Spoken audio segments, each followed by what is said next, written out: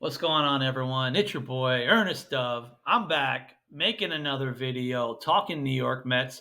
Obviously, it's always going to mostly be about the minor leagues, but I might as well a little kick off this segment. Want to talk about one of the hottest players slash topics in the New York Mets entire organization this year at the top, which is Mark Vientos. He's kind of been the story of the year of sorts as the young guy who's like, whoa, how did this all happen? Listen, you've known my take for years if you've been following me, if you've been kind enough to follow me, even way back in 2019. It's when I started getting some of the intel on Mark Vientos, who, as far as teammates and everything else in the dugout, when he stepped up to the plate, they thought electricity was about to happen. So the bat was always there. There was obviously always concerns about the defense. I don't even know, jokes aside. It was one of those like call him a young Roger Dorn back in the day for all you major league movie fans. It looks like a lot of work was being done.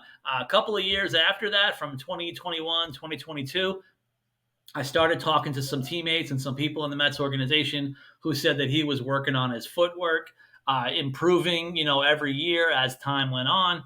And another thing about Mark Vientos, as I've also said over the years, he always took 2 or 3 weeks or more at every level, basically hitting about a buck 50 to 200 every 2, 3 weeks at every new level before he adjusted. So obviously, once he got past that A ball, A plus, double A, triple A, once he went through the 3 weeks of hitting in the Mendoza line, he started hitting about 330 for the rest of the seasons at every level. It's kind of what he's been doing. Now, obviously, what I wasn't expecting was for him to be a 270, 280 hitter in the major leagues, which he is obviously right now, knock on wood. I wasn't sure about the batting average in particular, how consistent it would be, but he was always going to hit. He was always going to improve with the reps at every level. So I would like to have thought, projection wise, even in the majors, once he got adjusted, he was going to be able to hit. I heard all the things about he can't hit a fastball. Well, then he's been hitting some home runs off 99, 98, 97. Is what it is. He's going to be able to hit. He's always had the opposite field power. So again, depending on how much the bat speed is or what he's seeing fastball wise, he's naturally an opposite field hitter to begin with. He can still hit it out to center or to right anyway. So maybe there's going to be adjustments regardless. One of the other big adjustments, of course, will always be the K rate. How high is it going to go? How low can it go with experience? Might be the thing you always watch with Mark Vientos. What's the K rate over the next 5 years? How's the defense over the 5 years? I know a lot of people are saying, well, just move him over to first and kick Pete Alonso to the curb. I mean, listen, it is an option. I'm not going to say I'm against it. But again, what can we get from him defensively? He can make some plays. How good is his range? Doesn't have great range. He also happens to have this year's possible MVP at shortstop next to him, helping anyway at that side of the field. So maybe these things can work themselves out even in the next couple of years anyway at third base. Obviously, you have Beatty and Mauricio. And if you want to look way down, there's a guy like Jacob Reimer as a prospect. But again, obviously, people will yell at me if I talk about that because guys that are 2, 3 years away, why even bother trying to project that right now? But again, Mark Vientos, maybe this is who he is. Even in spring, I was mentioning, hey, Mark Vientos could be one of those guys. What's your hot take? 245 plus batting average, 20 plus home runs, 70 plus RBIs. It's basically what he's doing right now. I didn't realize it'd be about 30 points higher in the average, but obviously I'll take it. So for now, or even for the future, my take, believe in Mark Vientos, because again, my opinion for about 5 or 6 years on Mark Vientos, he's being probably who he is, which is pretty exciting to see.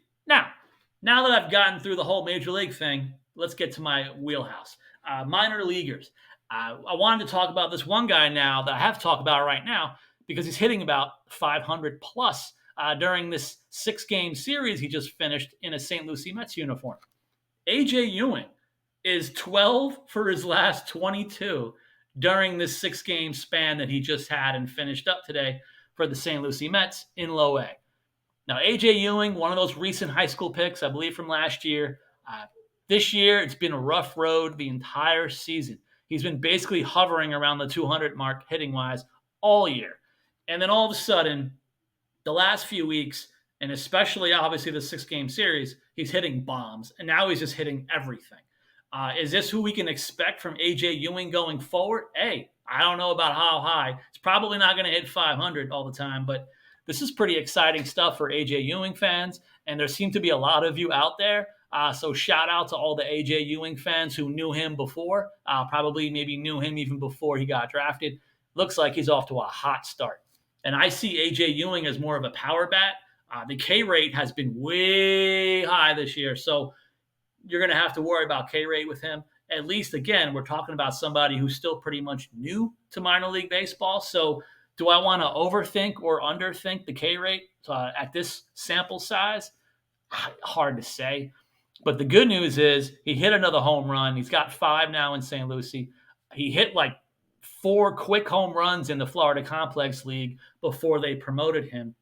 So even right then and there, we're talking like 9 home runs, give or take here or there. To hit that many home runs in South Florida, it's actually pretty impressive based on the amount of at-bats he's had as well, because not many people hit a lot of home runs down here regardless, even if it is the Complex League, low A. I know they're low levels, but the parks are huge. The weather's hot, not a lot of wind blowing out. Pitchers are still learning. So for him to be hitting out some of these jacks the way he's doing it so early, it's kind of exciting to see. I don't know how it translates now at the higher levels. Again, K rate, K rate, K rate.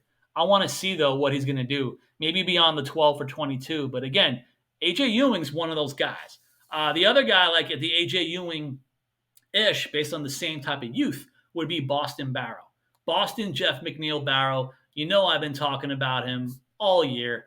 He's still, I think, he just turned 20 years old like about 2 days ago. So basically, he's played out most of the entire pro season this year at the FCL and actually all low A. So he's basically played all of low A as a 19-year-old, which is very impressive, especially in today's game when they got rid of some of the rookie ball leagues. So for a 19-year-old, he's been one of the steadiest guys. I've talked about the catcher / first baseman Ronald Hernandez as well, but Boston Jeff McNeil Barrow, he's one of those consistent guys. He's been hitting over 270 for the entire season. When you break him down month to month, he's basically hitting 270, 260, 280. I think he had a month hitting over 320, 280. He's been a pretty consistent guy. He's had that small frame. So the reason why I've been calling him Jeff McNeil is because he's been a skinny guy. He's one of those kids where I heard from the draft up until this recent season, he put on over 25 pounds. And yet he still looks kind of thin because of how tall he is. So there's actually more room to grow for a young man who's already put on 20 plus of muscle. He's got a very sweet lefty swing. As far as through his first 83 games, 24 extra base hits, 41 walks, 66 Ks. So for an 83 game span, 41 walks, 66 Ks, I think overall the walk rate is okay. The K rate is okay. And again, I like his swing. I like the fact that he plays 3 positions. They've had him at second base, shortstop, and third base. One of the things about Boston Barrow, he's got a very strong arm. So he's not a guy that would have to someday find himself at second base for positional reasons. He has the arm for third. He has the range and speed. He can handle short. Obviously, though, pure glove-wise, we're going to have to see where Mets want to put him. Maybe he can end up or will end up at a third base. Maybe out of necessity or team need, he can find himself at second. Not really sure if shortstop's going to be definitely full-time. And I've also been wondering why or if or when he's going to find himself in the outfield. I would like to know if the Mets want to give him a shot, maybe even next year, in the outfield as well, because I would like to see that type of opportunity, especially everything going on in the Mets farm system. Maybe another outfielder would help. But obviously, continue to keep your eye on Boston Barrow because he keeps hitting consistently at a very young age. And I even think his walk rate could even go up a little bit. He has the plate discipline for it. Also, another guy getting into some of these minor leaguers, a guy I haven't even talked about all year, but he's basically had one of the most dominant pitching seasons in the Mets farm system, is a left-handed pitcher, Gregory Lewis. He's 21 years old, left-handed. He's basically mixed around between FCL, low A, and recently made his high A debut. But here's the numbers to focus on. Gregory Lewis, 48 innings pitched this year, 29 hits in 48 innings. His ERA is 1.31. Here's obviously the same old issue with everyone: 48 innings, 25 walks. So the walk rate is a little too high. K rate, 48 innings, 52 strikeouts, opponent batting average 175.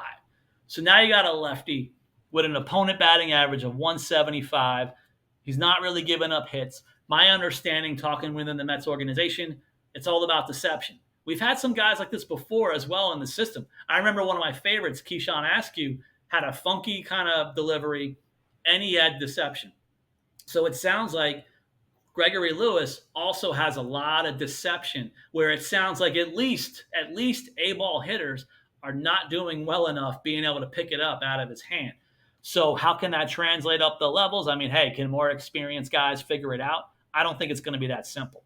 So this guy is going to be someone to keep an eye on at 21 years old with these type of peripherals, being able to be deceptive with his motion, how it comes out.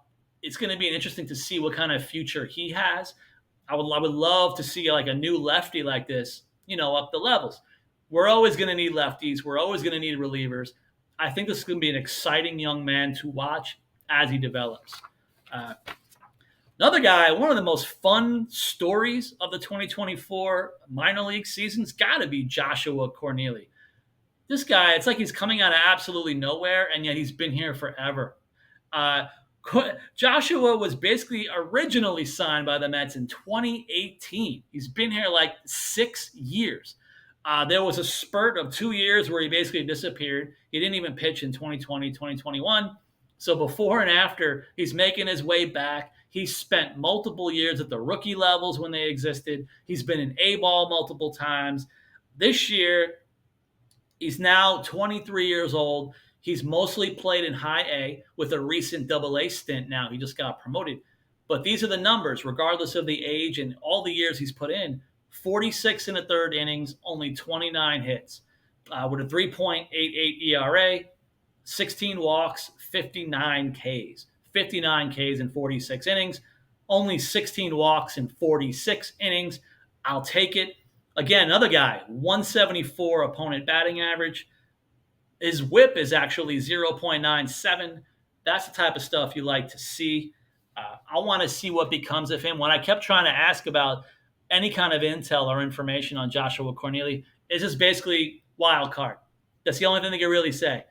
So it sounds like it's going to be a very interesting kind of guy to see what even happens in the next 2-3 years, because the jury could still be out. But I would love to see a guy like this get a chance after all these years. You've seen a few of these guys, like even they're not comparable, but like a guy like Daniel Nunez, who I love, seemed like he was around absolutely forever. And here he is finally in the majors at like after 27, 28 years old, finally getting it going. Can a guy like this put in all this hard work, 6, 7, 8, 9 years into pro ball? Can he make some kind of debut in the future? I think it'd be a good story, and he's definitely someone to follow. Because again, if the staff feel he is a wild card, that also can mean a lot of things, but it also means he has a chance. Opportunity and health is one of those things I learned for years, and timing. Those are the things that can get you to the majors. So it'd be pretty exciting to see what he does. The other guy I want to talk about at the end of the video here is Austin Tresser.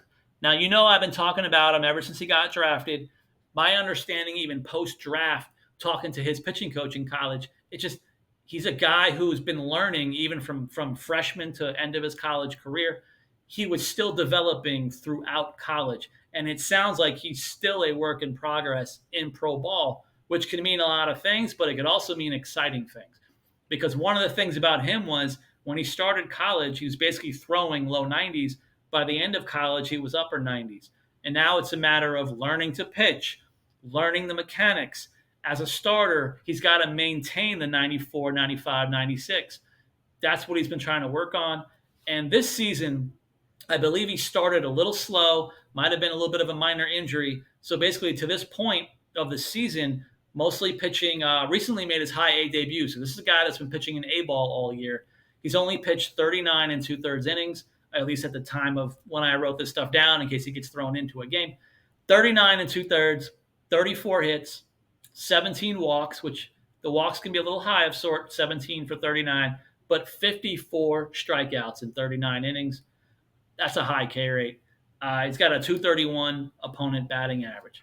But the reason why I'm excited about Austin Trusser is because usually with guys like this, I think of it in terms of high school pitchers with so much upside. But I feel like he's that version of a high school guy, but in college because he's still developing. So I want to see what develops. Pitching lab, again, the mechanics. If he could maintain the 95 plus for 4, 5, 6 innings, that could be a solid starter role. Does he end up in the pen, long man? Does he become a future Jose Buto of sorts with how they use him? Maybe that could be a possibility. But in these type of situations, even in A ball, I love the idea that he can grow, and I love his current K rate. So also keep an eye on Austin Tresser because again, there are peoples even from college into pros who have all said very positive things about his potential. So he's got to be something like someone exciting to look at going forward. And I guess, hey, that's it for me today. I'm trying to keep it short and sweet of sorts. I hope you guys please continue to watch the videos.